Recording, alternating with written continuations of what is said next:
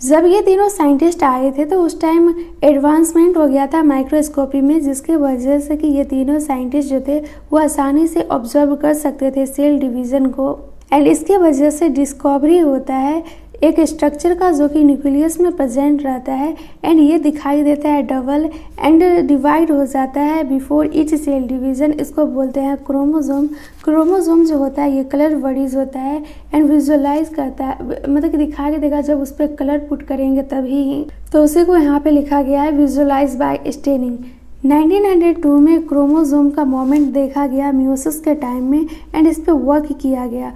Walter शटन and थियोडोरी बॉवेरी थे, इनके द्वारा बोला गया कि बिहेवियर ऑफ क्रोमोसोम जो है वो पैरेलल है बिहेवियर ऑफ जीन से, मतलब कि क्रोमोसोम पे ही तो जीन रहता है तो दोनों का बिहेवियर सेम ही होगा।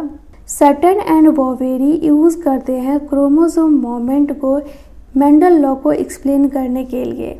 एंड अब यहाँ पे जितना भी पार्ट दिया गया है सब सेल डिवीज़न वाला पार्ट है। मियोसिस को बोलते हैं रिडक्शन डिवीज़न, माइटोसिस को बोलते हैं इक्वेशनल डिवीज़न। फिर यहाँ पे बोला गया क्रोमोसोम हो या फिर जीन्स हो ये सब पेयर में पाया जाता है।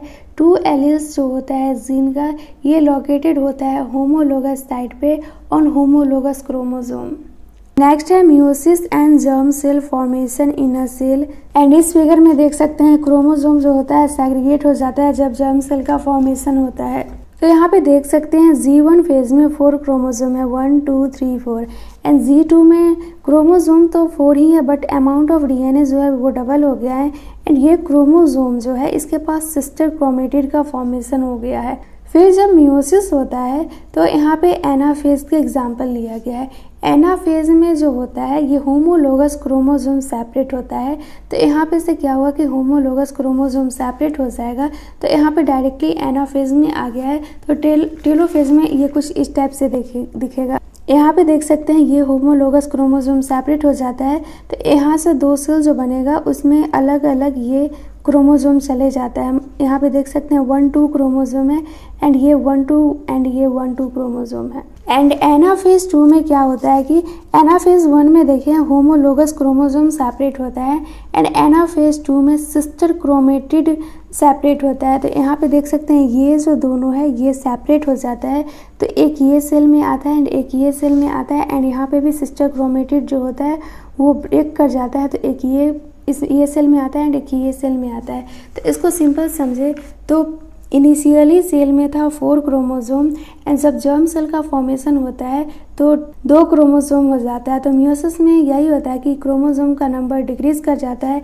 यहाँ पे 4 था तो यहाँ पे 2 है, देख सकते हैं एक सेल से 2 बना है फिर एक सेल से 2 बना है, टोटल 4 सेल है यहाँ पे। नेक्स्ट है comparison between the behaviour of chromosome and gene. यहाँ पे देख सकते हैं occur in pair chromosome and gene दोनों पेयर में रहता है एंड फिर बोला गया है कि ये जो दोनों है वो सेग्रीगेट कर जाता है जब गैमेट का फॉर्मेशन होता है। एंड थर्ड डिफिनीशन देखें तो ये वाला जो 1 pair segregate independently of another pair ये जीन वाला डिफिनीशन से मैच कर जाता है। देखते हैं यहाँ पे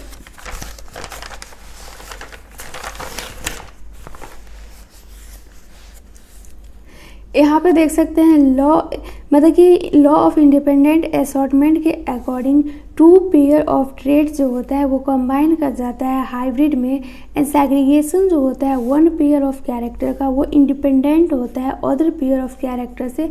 तो ये एग्जैक्ट इससे मैच कर जाता है तो इसको बोलेंगे जीन एंड इसको बोलेंगे क्रोमोसोम। नेक्स्ट है इंडिपेंडेंट असॉर्टमेंट ऑफ क्रोमोसोम। तो फिर से उसी चीज़ को यहाँ पे रिपीट कर दिया गया है। ये है एनाफेज एंड ये एनाफेज है मियोसिस 1 का। तो मियोसिस 1 में क्या होता है कि होमोलोगस क्रोमोसोम सेपरेट हो जाता है। तो होमोलोगस क्रोमोसोम सेपरेट होगा तो इससे 2 सेल बनेगा, 1 सेल 2 सेल। तो ये होमोलोगस क्रोमोसोम सेपरेट हुआ है, ये 1 2 क्रोमोसोम है तो 1 क्रोमोसोम इसमें 2 क्रोमोसोम इसमें आ जाएगा एंड 2 क्रोमोसोम इसमें आ जाएगा। तो देख सकते हैं 2 क्रोमोसोम है 1 2 1 2। एंड मियोसिस 2 में क्या होता है कि इसमें जो एनाफेज रहता है इसमें सिस्टर क्रोमेटिड जो रहता है वो ब्रेक कर जाता है। तो सिस्टर क्रोमेटिड जैसे ही ब्रेक करेगा तो फिर इससे 2 सेल का फॉर्मेशन होगा। तो 1 2 क्रोमोसोम इसमें आ जाएगा एंड 1 2 क्रोमोसोम इसमें आ जाएगा। तो वही यहाँ पे देख सकते हैं, एक सेल में 2 क्रोमोसोम है एंड फिर अनदर सेल में 2 क्रोमोसोम है। ये पूरा एक इसमें आ गया एंड ये एक पूरा एक इसमें आ गया। तो इसमें भी 2 क्रोमोसोम है, 1 2 1 2, तो 1 से 2 बना है, फिर ये 1 से 2 बना है, मतलब कि टोटल 4 जर्म सेल का फॉर्मेशन हो गया है। एंड फिर ये केस देखें तो ये एग्जैक्ट सेम है इसके ही जैसा।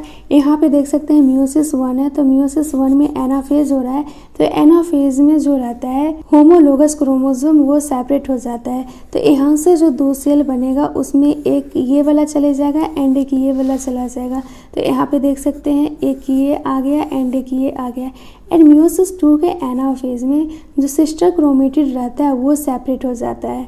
तो ये सेपरेट होगा तो 2 सेल बनेगा, तो एक सेल में एक ये वाला पूरा पार्ट जाएगा एंड दूसरा सेल में ये वाला एक पूरा पार्ट जाएगा। तो यहाँ पे देख सकते हैं इससे 2 सेल फॉर्मेशन हुआ है, तो एक में ये वाला पूरा पार्ट आ गया है एंड एक में इस साइड वाला पूरा पार्ट आ गया है। तो इससे 2 सेल बनेगा, फिर इससे 2 सेल बनेगा, तो टोटल 4 सेल का फॉर्मेशन हो गया, मतलब कि 4 जर्म सेल का फॉर्मेशन हो गया है।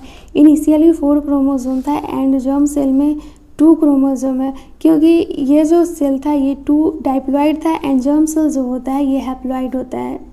एंड यहाँ पे सिंपल बोला गया कि पॉसिबिलिटी 1 जो लिया गया उसमें ऑरेंज वाला जो है ये लॉन्ग है एंड शॉर्ट वाला जो है वो ग्रीन क्रोमोसोम है, एंड फिर लॉन्ग वाला येलो है एंड शॉर्ट वाला रेड क्रोमोसोम है, मतलब कि यहाँ पे फिर उल्टा कर दिया गया है और ये सब सेम पोल पे है।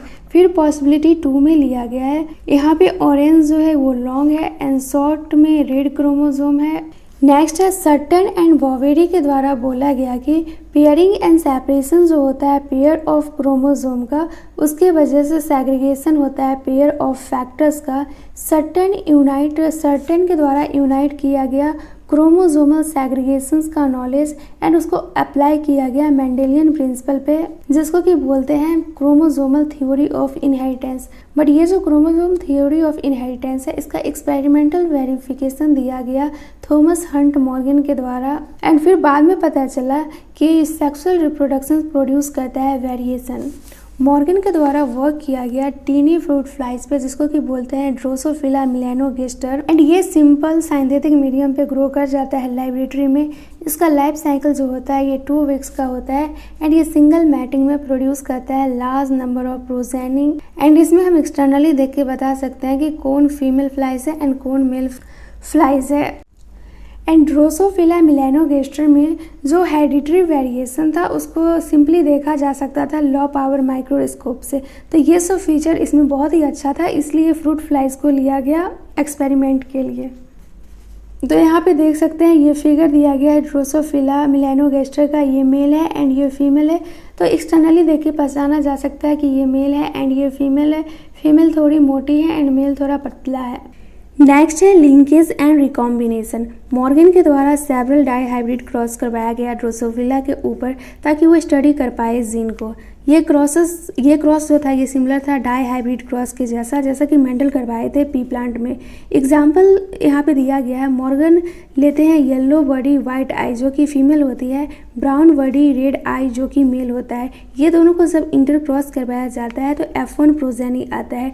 जब ये F1 प्रोजेनी आता है तो मेंडल के क्रॉस के ही जैसा इसको सेल्फ क्रॉस करवाया जाता है।